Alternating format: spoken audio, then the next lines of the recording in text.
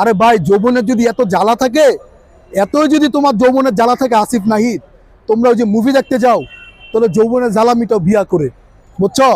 এই 2 number movie দেখে আর হচ্ছে এই ছাত্রদের রক্তের উপর পাড়া দিয়ে বেইমানি কইরো না।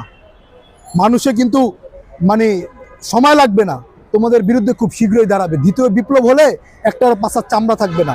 তো দ্বিতীয় বিপ্লবটা কেন হবে? কারণ তোমরা আওয়ামী লীগের দোসর হিসেবে কাজ করতেছো এখন, এবং রয়ের এজেন্ডা হয়ে বাস্তবায়ন। আমার সবচেয়ে খারাপ লাগে ভাই, ভারতের মতো একটা দল, যে দলকে ভারতের মতো একটা দেশকে, যে দেশকে কানাডা আপনার জানেন যে জঙ্গি সংগঠন হিসেবে স্বীকৃতি দিয়েছে, এবং ভারতের অ্যাম্বাসিডর সেখান থেকে উঠিয়ে দিয়েছে। ভারতের কোনো কনসাল জেনারেল নাই কানাডায়।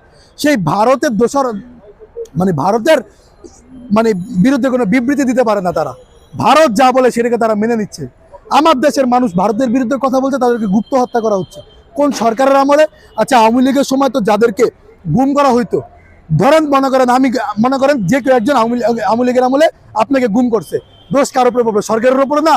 এই সরকারের দায়িত্বে একজনকে গুম করা হয়েছে, ইলিয়াসকে গুম করা হয়েছে, বিএনপির ভারত বিরোধী একজন নেতাকে গুম করা হয়েছে, তাহলে দোষারোপ কার উপরে পড়বে? আওয়ামী লীগের উপরে না। তাহলে আপনাদের আমলে যে গুপ্ত হত্যা হচ্ছে, এই দোষারোপ তো আওয়ামী লীগেরও নিতে হবে, আপনাদেরও নিতে হবে।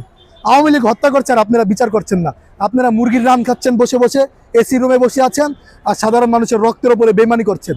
এই জায়গাটা থেকে বেরিয়ে আসুন, সৎ পথে থাকুন, দেশ পরিচালনা করুন। আপনারা গত 3 মাসে দেশের কি উন্নত করেছেন একটু বলে যাবেন। ট্রাফিকের কথা বলছেন, কোন জায়গায় সিগন্যাল আছে ভাই? বেশি টাকা লাগে না ভাই। আমি পৃথিবীর অনেকগুলো রাষ্ট্র ঘুরেছি, বুঝছেন? মরক্কোর মতো দেশ, সেই দেশে আফ্রিকান কান্ট্রি, সেই দেশেও ট্রাফিকের একটা চিপা রাস্তার ট্রাফিকের সিগন্যাল আছে, লাল বিদ হলুদ বাতির মানুষ সম্মান করে, সেখানে মানে দাঁড়ায় যায় ট্রাফিক আইন মানে। আর আমার দেশে আপনি দেখান, বলছেন যে আপনারা ট্রাফিক আইনের জন্য কাজ করতেছেন, এখনো করছেন? 3 মাস সময় লেগে গেল। ব্যবসা বাণিজ্যর কি অবস্থা? বহির্বিশ্বের সাথে কোনো কন্ট্যাক্ট করতে পারছেন? খালি ফেসবুকে চাপাবাজি, ওই জায়গায় এটা করে ফেলেছে, ওই জায়গায় আবার সুন্দর করে লিখে দেয় অ্যাডমিন। আরে ভাই, তোর অ্যাডমিন কে বেটা? যে পিএস আছে মুয়াজ্জেম, এটা হচ্ছে আরেক বেয়াদব। এটা আগে গণ অধিকার পরিষদ করতো মুয়াজ্জেম, এটাকে এখন পিএস রাখছে।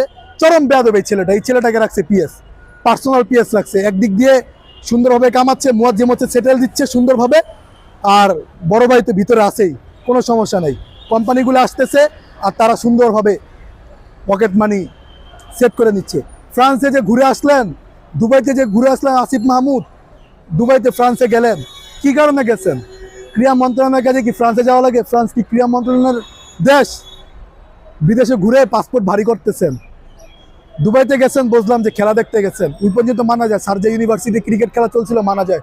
ফ্রান্সে যে গেলেন, কেন গেছেন? আর আমি আগে দেশ পরিবর্তন করেন, বিদেশ অনেক ঘুরে যাবে ভাই।